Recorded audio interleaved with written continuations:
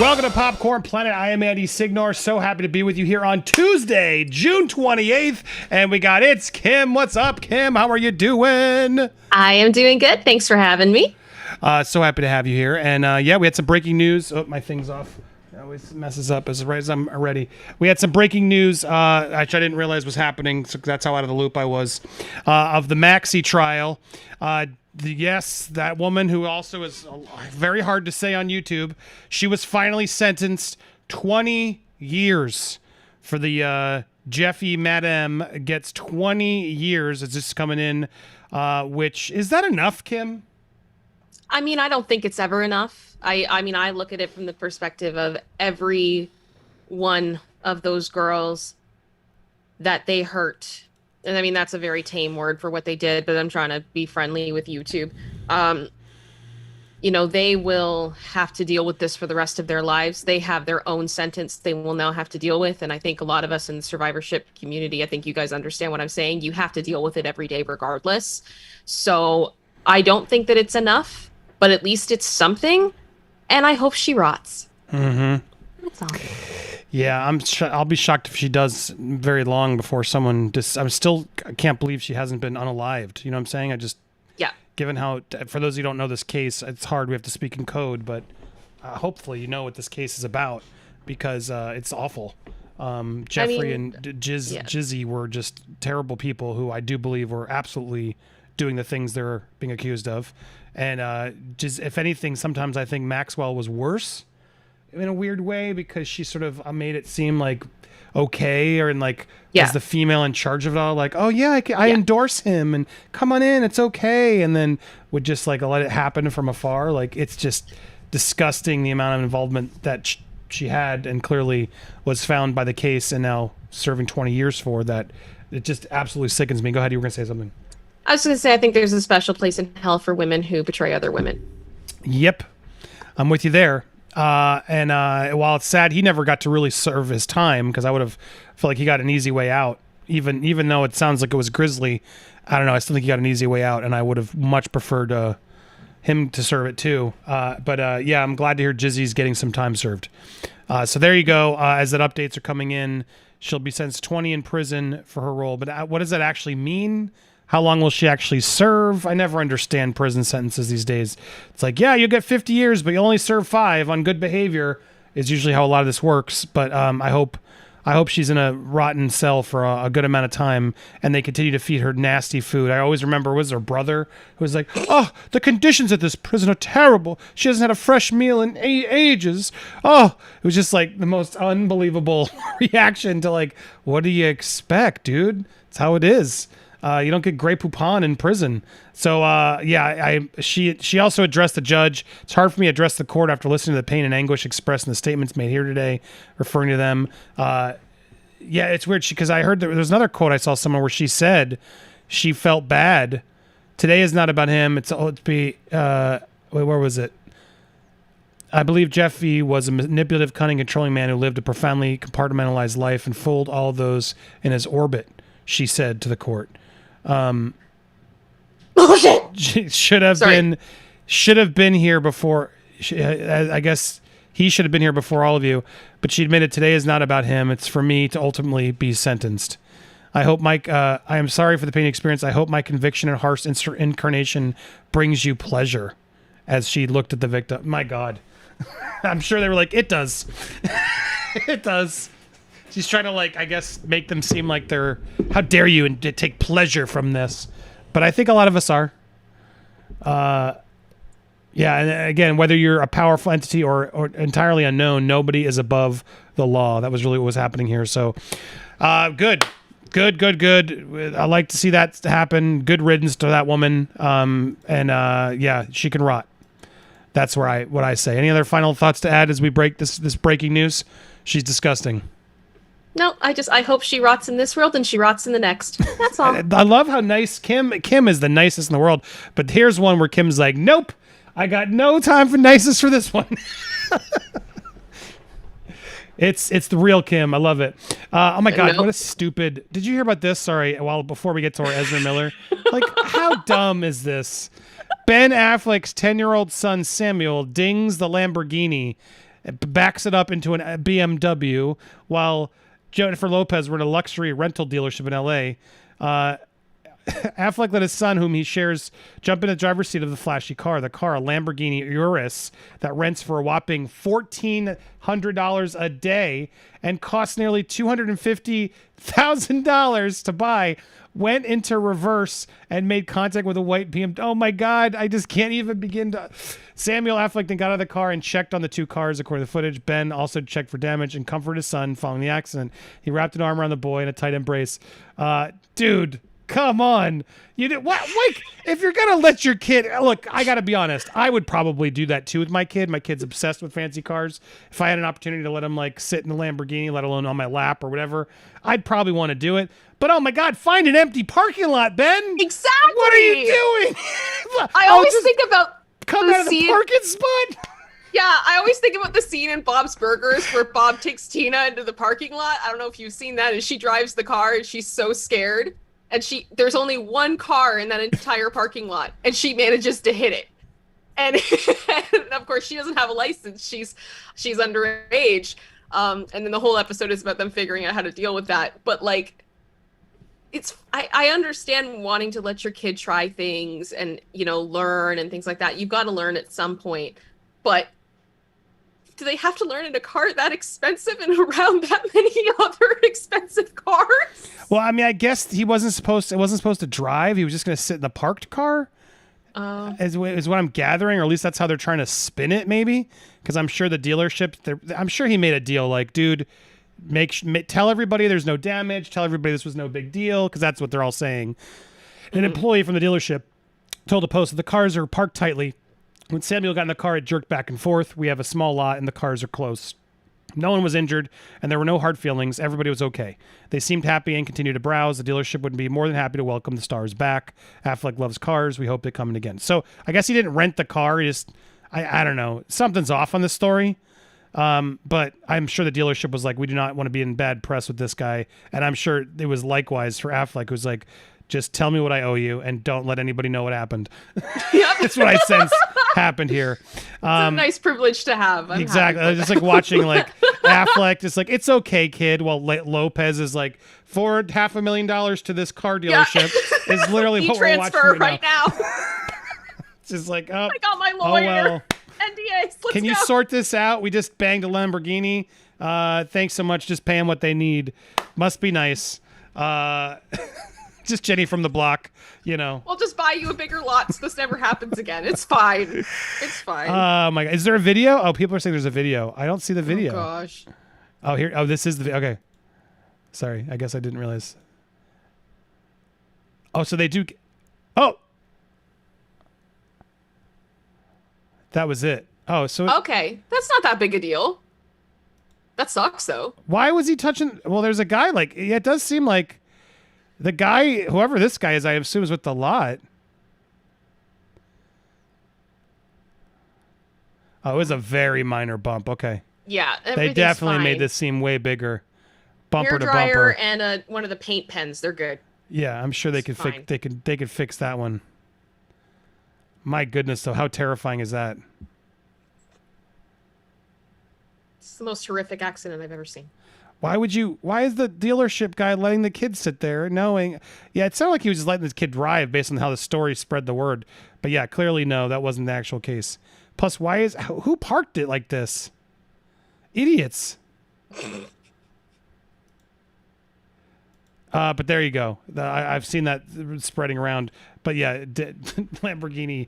Oh, what a moron. All right, well, speaking of morons, we got a lot of morons we're going to talk about today. Moron, that's gender neutral, right, Kim? I'm not going to get in trouble with it. Yes. It's just moron. I'll use that today. Well, I don't know. There's something else wrong here. But I'm getting sick of it all. But man, what stupid choices Ezra Miller makes, because now allegedly they've canceled an HBO Max Flash series that was in the works. Allegedly, this came from a tweet, I believe. I hope the tweet's here. Hold on. There was a tweet from some writer.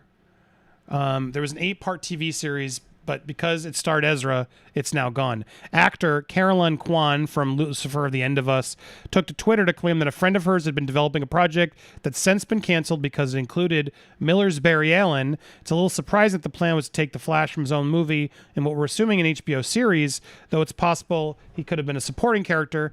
It would have made sense in a show revolving around Michael Keaton's Batman or Sasha Calle's Supergirl. But anyway, here it was. A friend of mine recently had a project canceled that I'd written 8 episodes for because it involved The Flash, and Ezra Miller continues to be a nightmare. Look, it's encouraging to see people finally at least acknowledging that Ezra Miller is not helping themselves and that it's a problem, because it's becoming a problem, Ezra. You should start noticing that whatever's going on, whether you're innocent, whatever you want to declare, it's real bad optics that's happening right now. It's not a good look. And so Ezra has now lost this new show, as well as they won't be at Comic-Con amid the allegations. Now, we knew that Warner Brothers, because I know we're following Warner Brothers a lot because of the Aquaman 2, and are they going to remove Aquaman, She-Hulk shall not be named from Aquaman 2, which I'm still not holding my breath for.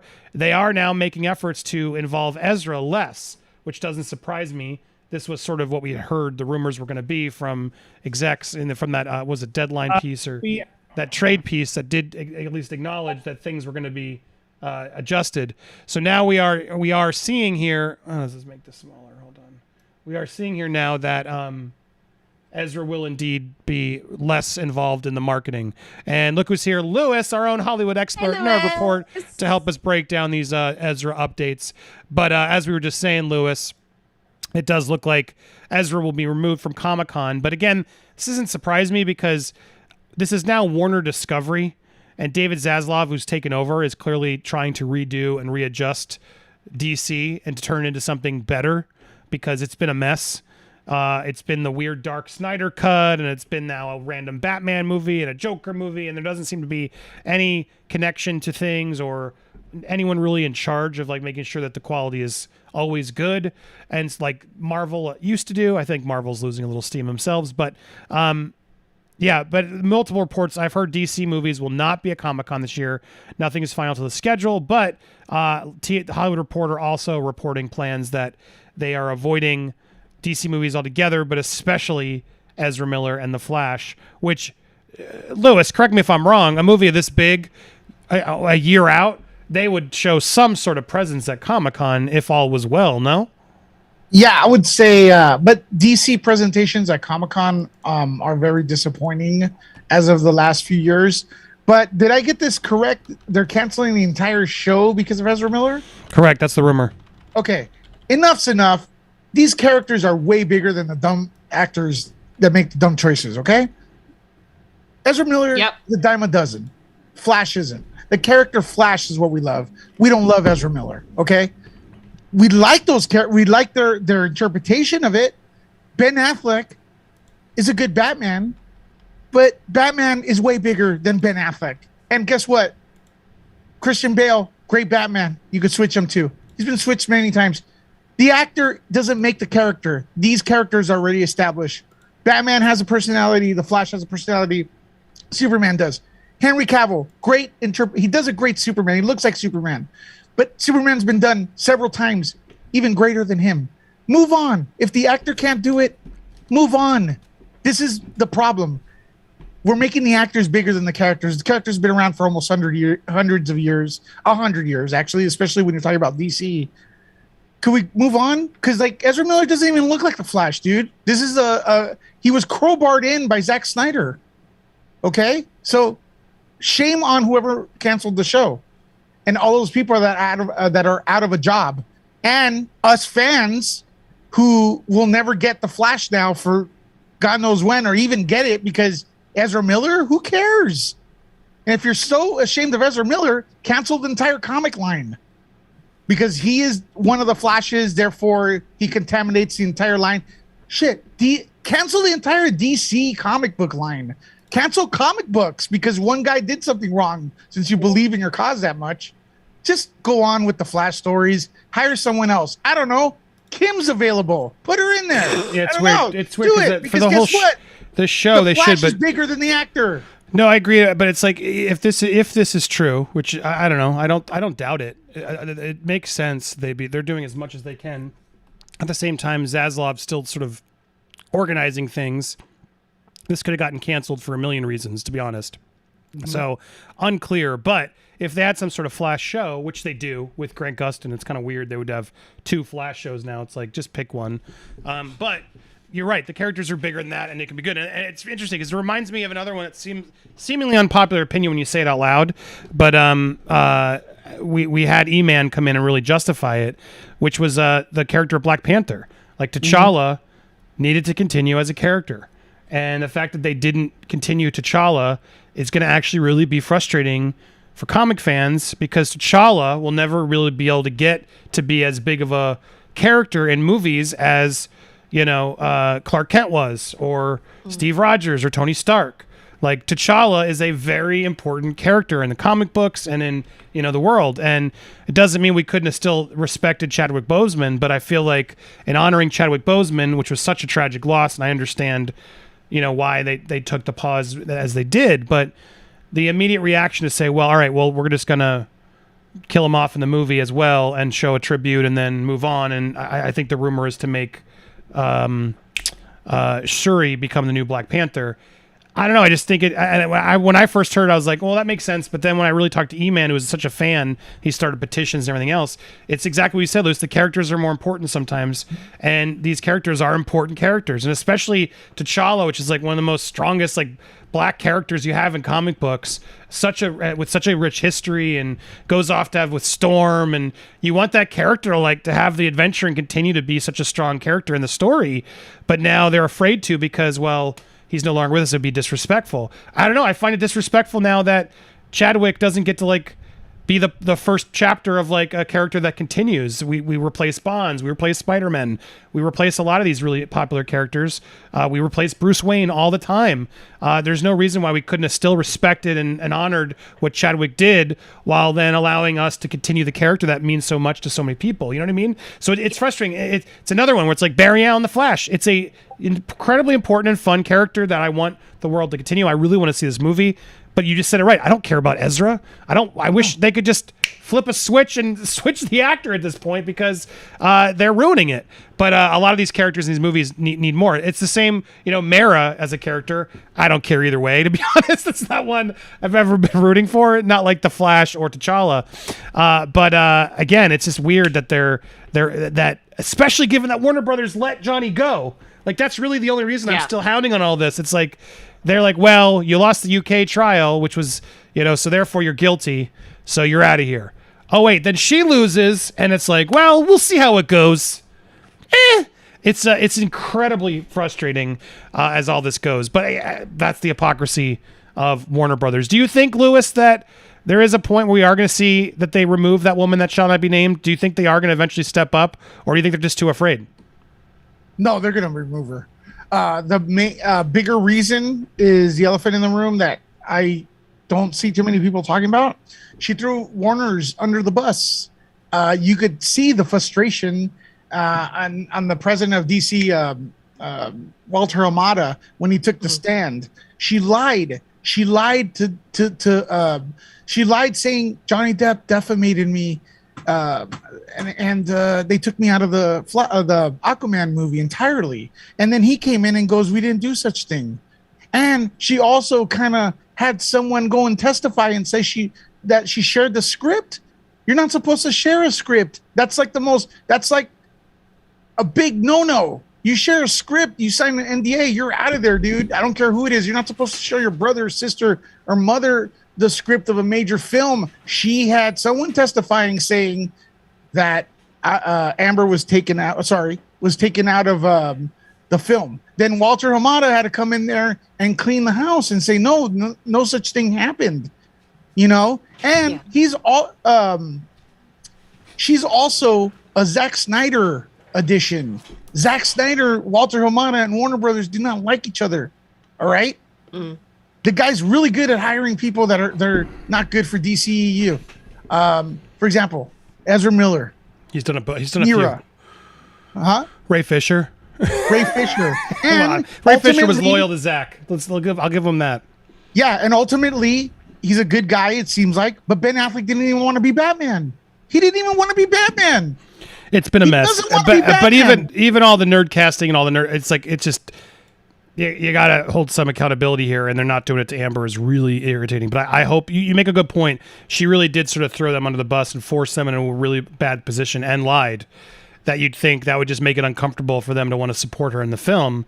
But I don't know. I there's a lot of stuff I'm still seeing out there. I'm getting more and more depressed watching some of the reactions to this trial still. And still, like, treating it like Johnny didn't win. It's still out there. Well, there you go. Another amazing show in the books. I appreciate you guys so much. If you haven't already, hit the subscribe button, hit the bell for alerts, smash that like button, and leave a comment down below. If you want to see the full 3.5 or 4 hour show that we just did, you got to become a member. You got to catch us live or join, pick a tier, and then you can join, and then you'll be able to watch the replays at your leisure whenever you want to catch the full show later, which a lot of you do. I appreciate you guys so much. And thanks to Louis Lecca, who we're going to go over to next. It's Kim, Paige Vaughn, and Pascal from the Pascal Show, who all tuned in. We had some amazing conversations. You're not going to want to miss them. You can always catch us live sometime around 1 or 2 p.m. Sorry it's not exact, but hey, I got kids and stuff, and it's not always easy. But I try my best. We'll see you guys tomorrow around that same time, as well as more. So please stay tuned, and thank you guys so much for watching. Enjoy your night. Head over to Nerd Report or click these if my end cards are there, and enjoy your night, everybody. Bye!